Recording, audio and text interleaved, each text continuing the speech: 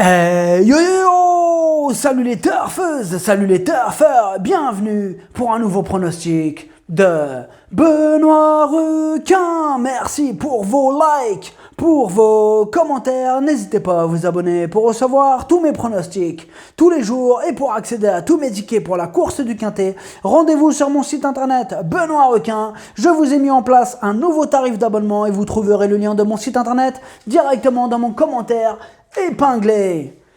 Ok, place au pronostic. Le Quintet du mardi 2 novembre. Direction Chantilly pour le prix de la Vierge de Lorette. Plat 1300 mètres, 16 partants, réunion 1, course 5, indice de confiance 1 sur 5. Bravo Manayou, bravo. Ce Quintet les amis est ouvert et on va voir ça ensemble. Petit retour sur les Quintets du dimanche 31 octobre et du lundi à 1er novembre. Dimanche, dans mon pronostic, je vous ai donné le tiercé en 4 chevaux et lundi, il y a eu quelques troubles faits à l'arrivée.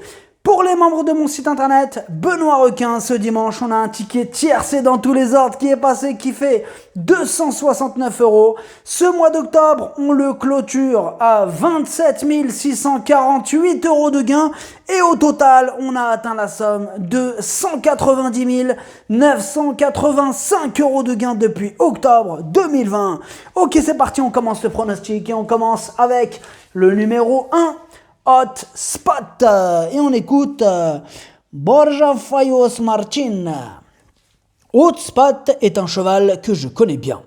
Il traverse une belle période de forme actuellement, il arrive sur cet engagement avec de la fraîcheur, mais je crains qu'à cette valeur, sa marge au poids soit restreinte, néanmoins, il peut se placer. Alors, ce que j'en pense de Hotspot, il est dans une forme olympique. Il adore la PSF et cette distance. Il enchaîne les excellentes performances. Bon, seule ombre au tableau. Il revient avec une pénalisation pondérale de 4 kg. Le numéro 2, Simply Striking. Et on écoute Maurizio Delcher Sanchez. Malheureusement, Simply Striking a pris la mauvaise habitude de rester dans les stalles. On a essayé de travailler là-dessus depuis sa dernière course, mais c'est dommage qu'il se comporte comme cela, car il est très bien et il a certainement encore les moyens de remporter une telle course. J'espère qu'il se comportera bien et qu'il puisse faire sa course. Alors, ce que j'en pense de Simply Striking, lui aussi adore la PSF, 9 fois à l'arrivée en 10 sorties sur cette surface, et carrément aucune défaite sur ce même parcours. Il a aussi gagné un quintet sur cette même distance, il a une belle carte à jouer. Le numéro 3, Satisfied, et on écoute Stéphane Wattel. Depuis que Satisfied remportait son quintet et qu'elle a obtenu une 3e place dans une listade, sa valeur a été logiquement revue à la hausse. Sa marge est désormais plus réduite, mais je pense qu'elle n'est pas hors d'affaire pour les bonnes places. Elle est en forme et le retour sur la PSF ne la dérangera pas, au contraire.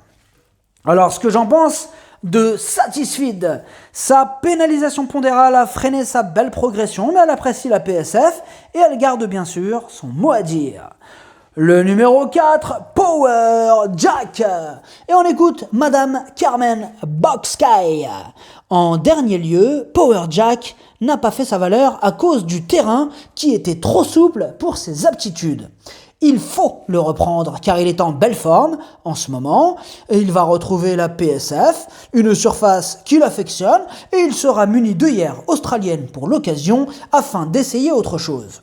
On se déplace avec l'ambition de finir dans les 5 premiers et il en a les moyens. Elle est pas contente, Madame Carmen Boxsky. Alors, ce que j'en pense de Power Jack, il n'a plus à faire ses preuves à ce niveau. Il est confirmé sur PSF. Mieux vaut ne pas le juger sur son dernier échec en terrain lourd, car il y a de la revanche dans l'air.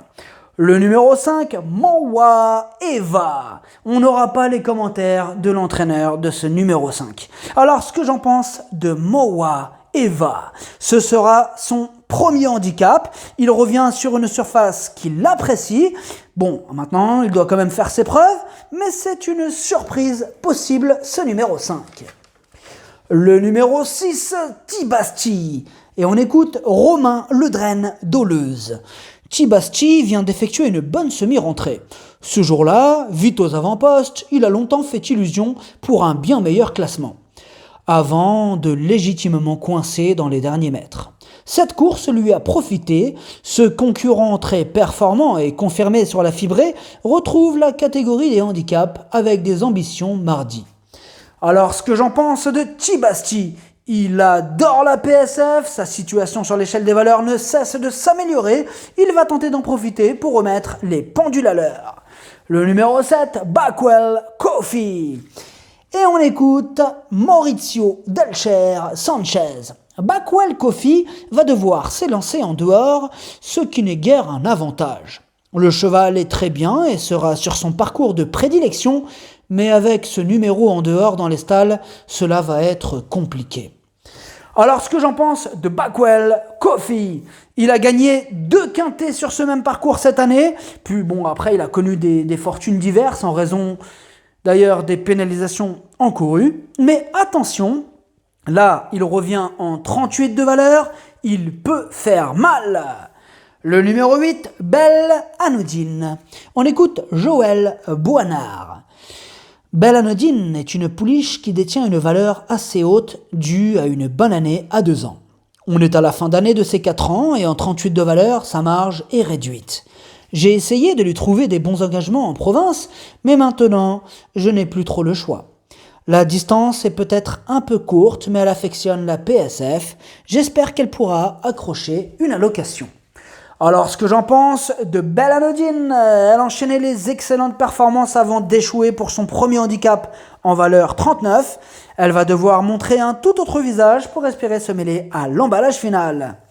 Le numéro 9, Madouce. On écoute Yann Lerner. Madouce reste sur une très bonne fin de course sur la fibrée. Elle avait déjà un numéro de corde défavorable ce jour-là. On va la monter dans le même esprit. Elle retrouve ses aînés mardi. À Dieppe, avec une course limpide, elle aurait pu très bien faire face à ceci. Avec une course rythmée, elle peut selon moi très bien faire mardi car elle est restée très bien en cette fin de saison. Alors ce que j'en pense de Madouce, elle vient de remettre les pendules à l'heure après 4 échecs consécutifs. Elle a déjà fait ses preuves à ce niveau. Il n'y a pas de fumée sans feu, attention à elle. Le numéro 10, Kaliska. Bon, on n'aura pas les commentaires de l'entraîneur de ce numéro 10. Alors, ce que j'en pense de Kaliska, elle est entraînée par le muet André Fabre, qui, comme d'habitude, ne lâchera pas un mot. Alors, revenons à Kaliska, elle reste sur 2 échecs consécutifs, elle n'est pas très expérimentée sur PSF. Là, c'est surtout une question de feeling. Le numéro 11, Rai Steve, et on écoute Elias Michalides. Rai Steve a un bon numéro à la corde. Pour moi, c'est l'idéal, car il se monte près de la tête. Il s'est imposé à 2 reprises en début d'année sur ce tracé, sur 1600 mètres. Là, il est un peu raccourci, mais cela ne va pas le déranger. Il est très bien en ce moment, et tous les feux sont au vert. Alors, ce que j'en pense de Rai Steve, sur cette PSF, il a terminé 5 fois à l'arrivée en 5 sorties, c'est pas mal. Il a dévoilé d'évidents moyens et à l'issue d'un bon parcours, il peut étonner, c'est un casseur de tickets repéré. Le numéro 12, Magic Vati. On écoute Stéphane Wattel. Magic Vati est un poulain qui se plaît sur la PSF et ses meilleures sorties sont sur cette surface. Il est très en forme actuellement, je le crois compétitif pour jouer les premiers rôles. Maintenant, sur ce parcours, il faudra évidemment bénéficier d'un bon parcours. Alors, ce que j'en pense de Magic Vati, il est en plein dans sa catégorie, il adore la PSF et dans l'ensemble, il est plutôt régulier, il s'annonce redoutable. Le numéro 13, Spring Street. Et on écoute Stéphane Wattel, encore une fois. Dernièrement, Spring Street a souvent eu des mauvais numéros de corde qui ont rendu ses tâches assez difficiles. Actuellement, elle est en belle condition et demeure compétitive. Elle va retrouver une distance et une surface dans ses cordes et avec un bon déroulement de course, je ne serais pas surpris de la voir finir à l'arrivée. Alors ce que j'en pense de Spring Street, elle retrouve des conditions de course favorables, elle qui apprécie la PSF et qui est à l'aise sur cette distance. Aussi on notera que sa situation sur l'échelle des valeurs s'est améliorée, encore une possibilité dans ce quintet ouvert. Le numéro 14, Vautrin. On écoute Mathieu Boutin. Vautrin a mis un peu de temps à se remettre de sa plus récente sortie. Voilà pourquoi j'ai choisi de lui accorder un break en vue des courses hivernales. Auteur d'un bon premier semestre, son programme se complique naturellement. Pour sa reprise de contact, sa tâche n'a rien d'aisé a priori. Alors ce que j'en pense de Vautrin, c'est une rentrée, on ne l'a pas revu depuis le mois de juillet. D'autres chevaux passeront en priorité. Le numéro 15, Buridan. Et on écoute Eogan G. O'Neill. Il faut oublier la dernière sortie de Buridan, où le terrain était beaucoup trop souple pour ses réelles aptitudes. Il affectionne la PSF et son retour sur cette surface est attendu. Il est en bonne forme et à cette valeur, je le crois compétitif. Je conseille de le racheter. Alors ce que j'en pense de Buridan, la régularité ne fait pas partie de ses principales qualités. En 12 courses, 3 fois à l'arrivée, comme d'habitude avec lui, ce sera tout ou rien. Le numéro 16, Léonio. Et on écoute Madame Doris Schwanner. Léonio vaut mieux que ne l'indique sa plus récente sortie. Il a connu un souci ce jour-là. Le problème est résolu. Il est prêt à fournir de nouveau sa juste valeur, le numéro de corde est correct et il a des titres sur la fibrée.